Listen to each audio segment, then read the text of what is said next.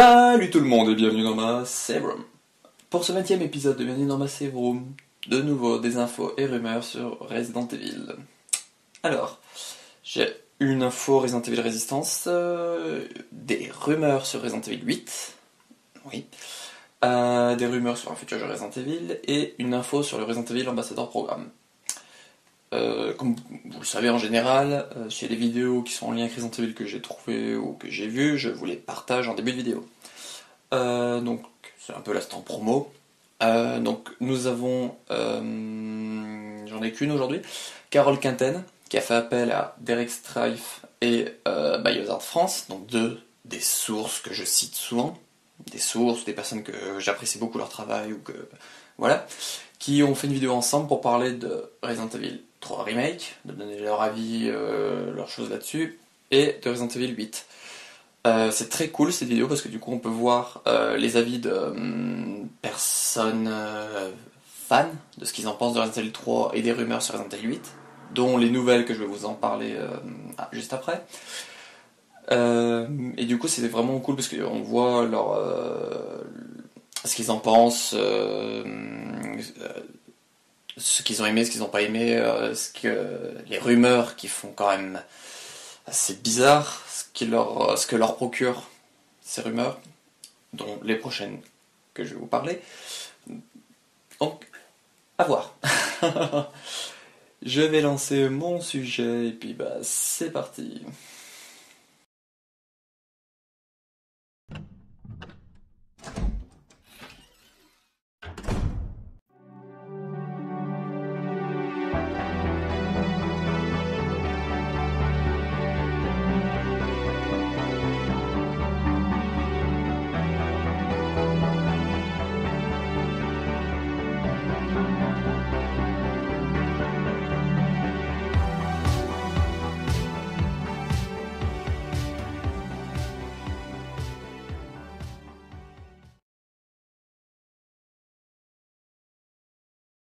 Petite news, pas du tout prévue, de dernière minute, mais vraiment dernière minute pendant le montage. Alors selon un journaliste insider, Capcom travaillerait sur un DLC gratuit pour Resident Evil 3 Remake, où l'on verrait la ville de Raccoon City beaucoup plus grosse, avec 5 nouvelles zones, dont une possibilité de voyage rapide, et des quêtes secondaires pour débloquer des améliorations. Donc je vois pas ce que je peux dire là-dessus, c'est une rumeur, donc à prendre avec des pincettes, mais pourquoi pas, ça rejoindrait Xbox Mag qui avait parlé de voyage rapide d'une ville super grande. Donc, et puis Raccoon City était assez grande dans le Resident Evil 3 Remake, mais on n'a pas eu de voyage rapide. Donc cette rumeur a l'air plutôt fondée, mais bon, en même temps, avec ce qu'a dit Xbox Magazine, faut pas trop faire attention. L'info sur Resident Evil Resistance, qui, je pense, vous le savez, mais au moins ceux qui ne le savent pas ou qui l'ont pas vu seront au courant. Capcom a dévoilé un tableau avec avril, mai, juin, juillet, nous indiquant qu'il y aura des mises à jour pour Resident Evil Resistance. Donc celle d'avril, on le sait, c'est Jill, qui sera en survivante le 17 avril. Donc au moment où j'enregistre cette vidéo dans 6 jours, donc vendredi. Ensuite nous avons au juin un personnage. Alors les rumeurs, il y en a potentiellement 2 grosses rumeurs, c'est Albert Wesker ou Nikolai. Beaucoup pensent à Nikolai. Et ensuite, juin et juillet, on sait pas. C'est marqué travail en cours. Donc on en saura plus, je pense, en mai pour juin et puis en juin pour juillet. Où ils feront du teasing et puis c'est tout ce qu'on aura. Donc c'était la petite info que j'avais sur Resident Evil Resistance. Concernant les rumeurs sur Resident Evil 8, parce que du coup, comme Aesthetic Gamer en parle et d'autres personnes en parlaient beaucoup, je voulais l'enlever de la section futur jeu Resident Evil, rumeurs sur un futur jeu, parce que techniquement il a un nom, donc ça serait Resident Evil 8, mais son petit nom Et ben il en aurait un qui serait le vrai. Mais bon, du coup c'est une rumeur, donc il n'est pas officiel. Il s'appellerait Resident Evil Village. Village. Alors pourquoi Village? En premier parce que l'histoire se passerait dans un village. Oui. Je vous en parlerai plus tard. Et ensuite parce que dans Village, les premières lettres c'est V, I, L, L. Si vous vous souvenez, Resident Evil 7 s'appelle Resident Evil 7 Resident Evil Biohazard. Et au Japon, c'est Biohazard. Et le sous-titre, c'est Resident Evil. Pourquoi? Parce qu'ils s'amusent à cacher le 7, soit dans le Biohazard, dans le Z, si je dis pas de bêtises, et dans Resident Evil, ils font le V, I, L. Donc pour faire le 8, il n'y a pas 50 000 mots, donc village, V, I, L, L. On va plutôt faire dans ce sens-là. V, I, L, L. Je vous mettrai l'image, c'est que vous comprenez pas le système de pourquoi ils ont choisi ce nom. Ensuite, l'histoire se passerait quelques années après Resident Evil 7. En général, quand un jeu sort une année, c'est à peu près la même année dans notre monde que dans le monde du jeu vidéo. Alors, Resident Evil 6, ça passe en 2012-2013, le jeu est sorti fin 2012. Resident Evil 5 est sorti en 2008 ou 2009 et c'est passé en 2009, donc vous comprenez un peu où je veux en venir. Donc si Resident Evil 8 sort bien, comme le dit Esthétique, l'année prochaine en 2021, le jeu se passera en 2020-2021. Donc techniquement, Resident Evil 7 se passant, si j'ai pas de bêtises encore une fois, en 2017, ça fait 3 voire 4 ans après. Donc oui, les quelques années, on y est dedans. Alors les personnages, nous aurions Chris et Ethan en personnages principaux. Donc voilà, ça montre que c'est vraiment la suite de Resident Evil 7. Il y aurait Mia qui serait présente dans le jeu, mais elle serait pas seule, parce que Ethan et Mia auraient fait un bébé ensemble. Ouais. Je vois pas comment rebondir là-dessus. Ce qui serait intéressant, ça sera de voir un bébé dans le Hero Engine.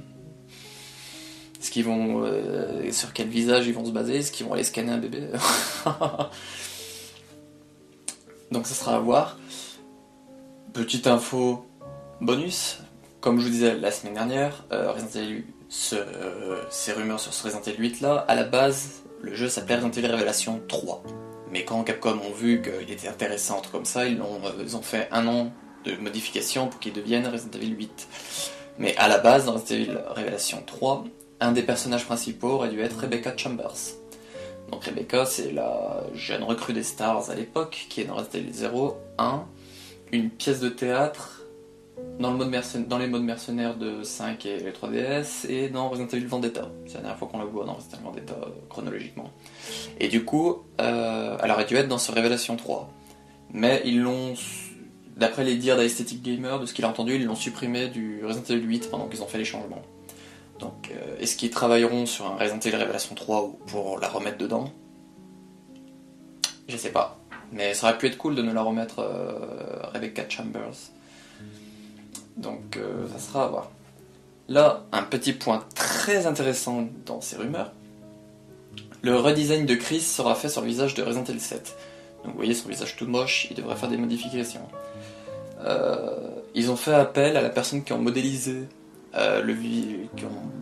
sculpté le visage de Chris dans Resident Evil 5 pour faire les modifications. Donc moi ça m'intéresse beaucoup, donc ça me donne de l'engouement pour ce jeu parce que on verrait enfin Chris quoi, dans le Hero Engine, parce que Resident Evil 7 c'est pas Chris. Ça ressemble pas du tout. Je suis obligé d'admettre que c'est Chris parce que Capcom ont dit que c'était Chris, mais pour moi c'est pas Chris. Voilà. Je vous ferai une vidéo, je pense, là-dessus pour tous mes arguments, mais je sais pas si ça servirait bien à grand chose parce que c'est officiel que c'est Chris. Bon, je pourrais la faire quand même parce que au moins j'aurai des bases. Et du coup, je vous ai trouvé un petit fan art avec les dires d'esthétique de ce qu'ils auraient modifié du visage, à quoi ça pourrait ressembler, ou ce que la personne aimerait que ça ressemble. Vraiment, ça à voir, mais je le trouve vraiment très classe ce fan art, et s'il ressemble à ça, c'est mon Chris. Donc, Pour en revenir à Aesthetic Gamer, il avait dit la semaine dernière que les thèmes de ce Resident Evil 8 qui sortira en 2021 seraient l'occultisme, les hallucinations, ou les choses dans ce genre-là. Donc du coup, ça fait peur à plein de monde, mais il sait que ça fait penser à un style Silent Hill-esque, voire quelque chose comme les Outlast. Les Outlast sont très... Le premier est très bon, avec son DLC, le 2, j'ai juste vu des let's play, j'ai pas fait, mais là n'est pas la question. Et lui il dit que c'est complètement différent parce que dans Resident Evil t'as la possibilité de te défendre. Alors dans Outlast, dans mes souvenirs tu peux pas te défendre, tu subis, c'est tout. Tu subis, tu fuis, tu subis. Donc tu peux te défendre et il y aura certains moments d'action. Voilà. Donc pour lui ça différencie, ces deux points différencient d'un Outlast ou d'un Silent Hill. J'ai pas fait les Silent Hill donc je sais pas du tout s'il y a de l'action ou pas, donc ça sera à voir. Pour en revenir du pourquoi ils ont choisi Resident Evil Village, qui se passerait dans un village, c'est parce que la séquence qui a été dévoilée lors des tests pour le Resident Evil Ambassador Programme, donc ces fameux tests que les gens ont trouvé vraiment de l'engouement, ont eu envie ont bien noté ce jeu, qui était à la base Resident Evil Révélation 3, ont été faites grâce au Resident Evil Ambassador Programme, et elle racontait ceci. Donc le personnage, qui selon des versions c'est soit Ethan soit Chris, était dans un village qui était dans une montagne enneigée, dans un monde enneigé, de ce que j'ai compris, en Europe. Et il doit s'enfuir de ce fameux village via différents itinéraires dans les villages, quoi, différents chemins, pour rejoindre un château pour se mettre en sécurité dedans. Cependant, il est attaqué par des Beastmen. Donc ces Beastmen, ça serait ce qui était à la base des rumeurs que je vous avais parlé dans un autre épisode, des loups-garous. En fait, ce serait quoi, des hommes plus grands, plus musclés, plus poilus. Pas de blague sur les Portugais. Donc ce serait des ennemis comme ça. Donc il y aurait une allure quoi, de loup-garou, mais ce serait pas des loups-garous. Il n'y aurait pas un système de lune, des choses comme ça. Mais il serait aussi poursuivi par des zombies en armure avec des épées. Donc là, Esthétique spécie que ces zombies ne sont pas des zombies de type Romero / Virus T, donc les zombies comme on a dans Resident Evil 1, 2, 3. Ça serait en fait, de ce que je comprends, un mix entre les zombies et les infectés, comme les Las Plagas, comme les Ganado, les Magini, Resident Evil 4 et 5. Donc ça sera un peu un mix comme ça. Moi je pense que ça sera les zombies plutôt type Virus C, parce que eux pouvaient manier des armes, donc ce serait plus dans cette tranche-là. Et on aurait un Nemesis-like, donc un ennemi qui serait comme Nemesis, en la personnalité d'une sorcière. Et elle se distinguerait parce que on saurait où elle se trouve, parce qu'elle rigolerait beaucoup. Ouais. Alors j'en vois beaucoup dire. Ensuite, avec ça, là, du coup, c'est que quand on lui tirerait assez dessus, elle se transformerait en essaim d'insecte. Parce qu'elle serait immortelle, mais ce serait un moyen un peu de la ralentir. Donc beaucoup la comparent du coup avec Ma Baker, donc Marguerite Baker. C'est vrai que ça fait un peu sorcière, Marguerite Baker. À voir ce qu'ils appellent sorcière. Peut-être que c'est comme les loups-garous, c'est peut-être juste une... Ouais, non, je sais pas. Franchement, j'ai envie d'en savoir plus sur ce système de sorcière.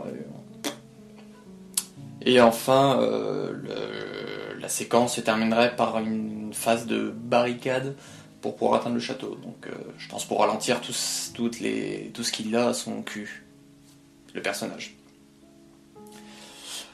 Donc là, pour en revenir avec d'autres rumeurs qui se passeraient en Europe, et que je trouve du coup moi très intéressantes, parce que j'adore Resident Evil 4, donc comme j'adore Resident Evil 4, quand il y a des rappels à Resident Evil 4, ça me fait plaisir.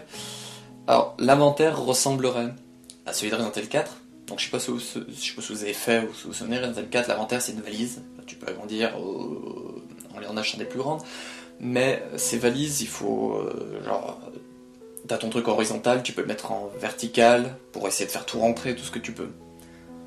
J'aimais beaucoup ce système-là. Bon, tu pouvais vite être en rate de place, mais j'aimais beaucoup ce système-là.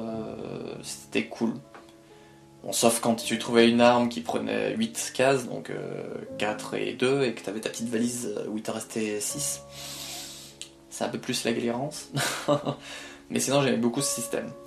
Et Aesthetic termine par il pense que vu que le jeu se passe en Europe et que si l'inventaire pourrait ressembler à Resident Evil 4, qu'il pourrait avoir des liens dans son histoire avec Resident Evil 4. Alors moi ça me perturbe pas, parce que ceux qui ont vu le film d'animation Resident Evil Resistance sorti en 2017, ils reparlent des Illuminados là-dedans. Comme quoi ils veulent, de ce que je me souviens, comme quoi ils veulent se venger, donc ça serait un bon retour. Parce que les Illuminados, après à savoir qui a pris la tête. Salazar est mort, Vitores Mendez est mort, Lord Sadler est mort, il reste pas grand chose en boss.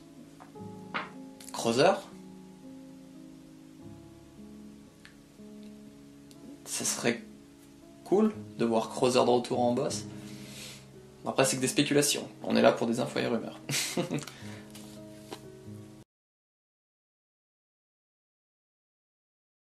Concernant les rumeurs sur un autre futur jeu Resident Evil autre que le Resident Evil 8 qui serait prévu pour 2021, donc potentiellement à partir de 2022, Aesthetic Gamer avait entendu parler qu'un jeu sur Switch était dans les tuyaux.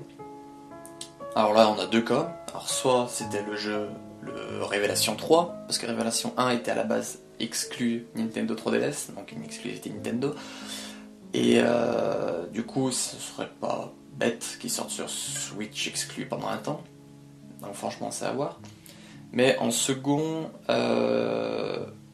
pourquoi pas, en suivant une autre rumeur qui avait paru suite dans la démo mention de Nintendo Switch et Nintendo eShop, Resident Evil 3.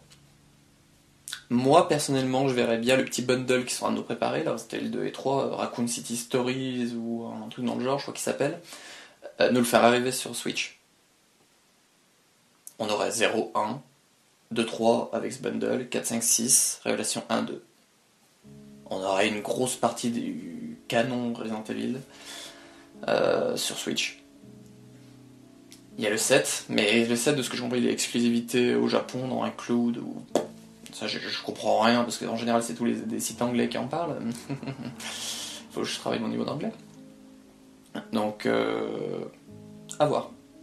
Et la deuxième rumeur, c'est pas vraiment une rumeur, mais j'ai beau le placer donc je les place ici.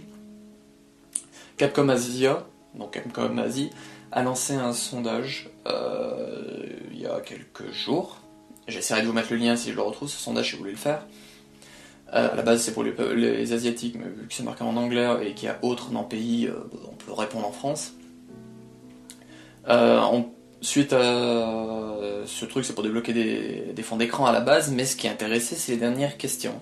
Il y a deux dernières questions, donc il y en a une, c'est si un nouveau plus de Resident Evil, allez-vous l'acheter? Donc oui. Et une autre question, si un autre remake Resident Evil serait fait, est-ce que ça vous intéresserait? Alors là, ça a enflammé tout le monde. Donc suite au 3, on a quelques choix. Resident Evil 0, Resident Evil 1, Resident Evil 4 et potentiellement les Resident Evil Outbreak. Et sans oublier Resident Evil Code Veronica, je l'ai oublié lui. 0 et 1, j'aimerais bien dans le R Engine, en vue 3ème personne parce que j'arrive pas avec les graphismes et tout. Resident Evil 4, on oublie tout de suite cette idée. Tout de suite. Resident Evil 4 se suffit très bien à lui-même, il a pas besoin d'un remake pour moi. Il a pas si bien, il est toujours nickel pour moi. Outbreak, why not? Ça serait intéressant maintenant qu'ils ont fait la grosse partie des rues de Raccoon et tout. C'est faisable. Et Code Veronica, oui. Les plus que je veux, 0, 1, Code Veronica. En bof. Outbreak et en pas du tout Mister Resident Evil 4. Voilà, donc c'est tout ce que j'avais à dire et pour clarifier un peu la situation, parce que tout le monde s'enflammait en disant oh là là, il demande un remake, c'est sûr que Code Veronica arrive. Non, c'est juste s'il y a un remake, s'ils font un remake, est-ce que ça vous intéresserait? Voilà.